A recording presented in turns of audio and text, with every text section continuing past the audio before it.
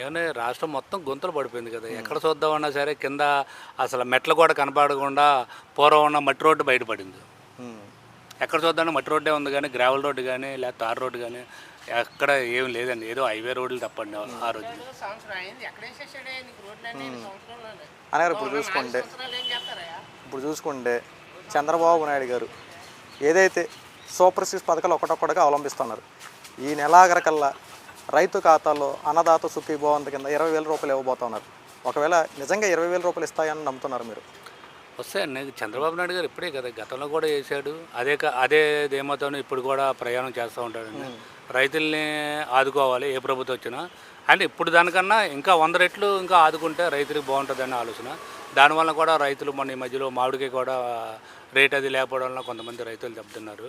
అలాగే అకాల వర్షాల వలన కూడా వడ్లు కొంచెం డ్యామేజ్ అయిపోవడం వలన రైతులు కొంతమంది చాలా రకాలుగా ఇబ్బంది పడ్డారు. వాళ్ళందరిని కూడా ఆదుకుంటే ఇంకా బాగుంటుంది.